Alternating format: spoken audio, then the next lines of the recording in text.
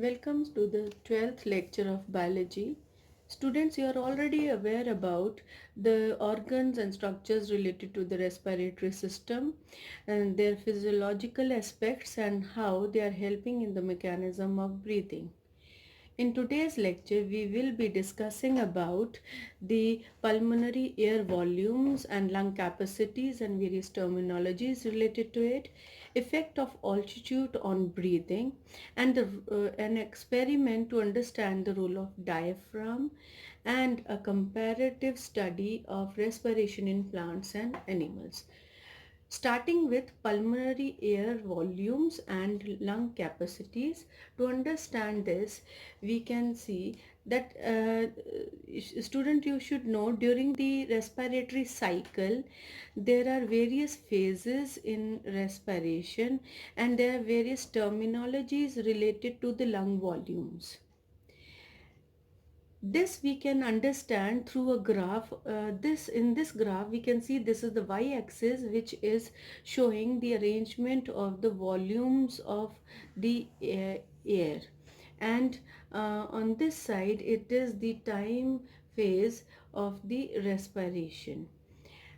Starting with when an individual is at rest, this is the black line which shows that represents that the individual is at rest, and during rest phase whatever air it is inhaling in and exhaling out is shown through this graph in this yellow area, and this is called as the tidal volume and it is called as 500 ml.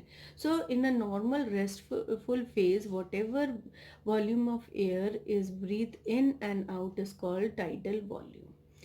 After tidal volume or after normal breathing, if a person tries to breathe some extra air inwards forcibly, that is called as inspiratory reserve volume, and it is almost 3000 ml or 3100 ml as some books may take it to be.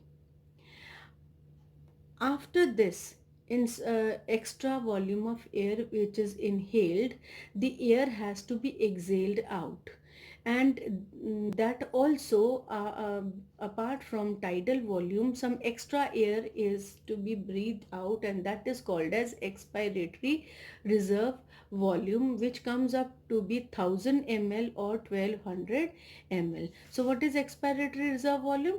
That volume of air which can be expired beyond the normal or restful phase of respiration. And now let's see what is the total inspiratory capacity, means what is the total air which can be inhaled in by the lungs. That is tidal volume plus the inspiratory reserve volume. That means 3000 plus 500 ml, that means 3500 ml. Now, apart from breathing forcefully in and breathing out forcibly, some amount of air is also left behind, and that is called as residual volume. That is the residual air which is left in the alveoli, which is between 1200 to 1500 ml. Now, looking at this graph, we can see that inspiratory reserve volume, tidal volume plus the expiratory reserve volume, all three of them are regarded to be the vital capacity of the lungs. That means how much maximum of air can be taken in forcibly and released out forcibly by the lungs along with the tidal volume, and that comes up to be 4500 ml and 4800 ml. Approximately between this range it is included. Coming up to the next, in this table, on this side, these are the various abbreviated forms which students you should learn them: tidal volume TV, inspiratory reserve volume IRV, and same way. And in this I have tried to write the same definitions which I have already spoken to you, and this is the various volumes. But a question arises that in case of tidal volume, 500 ml of volume is taken in and released out in a restful breathing, but does 500 ml of volume reaches the lungs for exchange? No, not at all. Only out of this 500 ml, only 350 ml will reach the lungs for exchange of gases, and that is why it is called as alveolar air. But what about the rest? 150 ml of the volume of air, rest of it remains in the respiratory tract, in the trachea and the bronchi, and it is called as the dead air space, and this amount of air is never given for the diffusion of gases. That is why it is called dead air space. Now students, you are already aware about the breathing mechanism, exchange of gases. Now in this slide, let us discuss that what is the effect of on breathing in higher altitudes as compared to the lower altitudes. In plain area, the individual, a person is breathing normally the amount of air which is and the oxygen which is present in that air, and atmospheric pressure is very high in plain area, and the comparison between the atmospheric pressure outside and the pressure inside the lungs, it will help in the large amount of tidal volume of air to be inhaled. But in case of a person moving from a plain area to a high altitude, he may suffer from a condition called as hypoxia, because in higher altitudes the atmospheric pressure is decreased. Secondly, the oxygen molecules which are present in a given volume of air which has to be inhaled is very less, and because of this pressure difference, the tidal volume of inhaled air is also low. So a person is suffering from availability of less oxygen, and due to this he may suffer from hypoxia and showing some symptoms like breathlessness, headache, dizziness, vomiting, mental fatigue, and loss of hearing.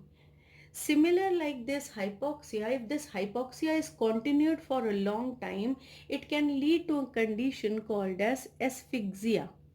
Now, asphyxia is a condition which is due to the low or supply of oxygen to the body is cut down.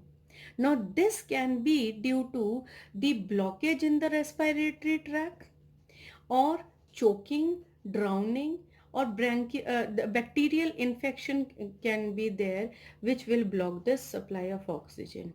Now when supply of oxygen to the body is cut down, the amount of carbon dioxide in the body increases, and due to this no exchange of gases is going on, and now this high content of carbon dioxide in the blood can be sensed by medulla oblongata, which is the respiratory center, and if this situation keeps on prolonged, breathing rate would of an individual of course would be increased, but if this condition is continuously persisting for a long time, paralytic stroke can be there, and already the patient is of asphyxia would be showing the conditions like the shortness of breath, chest pain, loss of consciousness, temporary blindness,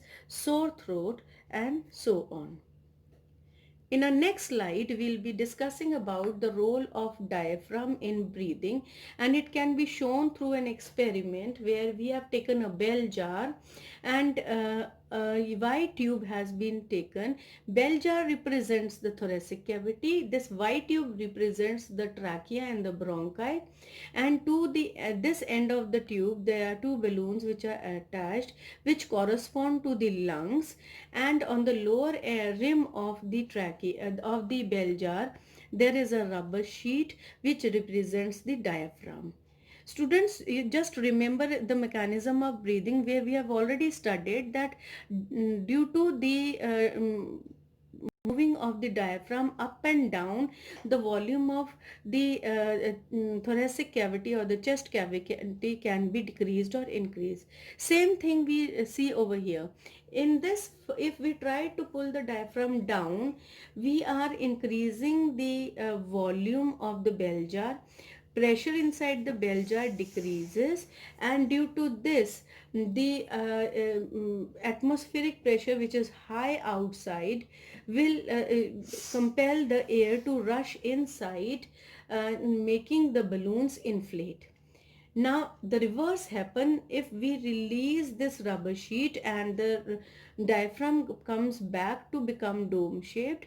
We see that the volume of the bell jar decreases, pressure inside the bell jar increases so much, and it is very high as compared to the atmospheric pressure, that it will put pressure on the balloons, helping the balloons to release whole of the air moving out of the tube and the setup, and the balloons deflate. This two setups where the placing of the diaphragm can easily explain the mechanism of breathing in case of inhalation as well as exhalation. So role of diaphragm is very important for these two phenomena. In this next slide, we are discussing the comparison of respiration in plants and animals. Students, respiration in plants you had already done before holidays, and after holidays we have covered respiration in animals also. So now you are in a condition to compare the two phenomena. Uh, First, let's talk about similarities. We know that in both plants and animals, glucose is oxidized along with oxygen to produce carbon dioxide and water, and large amount of ATP molecules are produced. And this whole phenomena is taking place in the mitochondria of each and every cell of the body. But to talk about the dissimilarities, first in case of aerobic respiration, we see that in plants there is no phenomena like breathing, inhalation or exhalation, but in animals there is inhalation and exhalation. In plants no transporting system is there, but in animals there is a proper blood vascular system to transport oxygen and carbon dioxide. During this phenomena, in case of plants, rate of respiration is very low and very low amount of heat is produced. But in case of animals, the rate of respiration is very high and large amount of heat is produced, which can be easily detected. And talking about dissimilarities of anaerobic respiration, in case of plants, the after anaerobic respiration, ethyl alcohol and carbon dioxide is produced, but in case of animals, incomplete oxidation is there, leading to the production of lactic acid and no carbon dioxide. Students, this brings us to the end of this chapter. Go through this video 2-3 times, come out with your doubts for the interactive session. Thank you.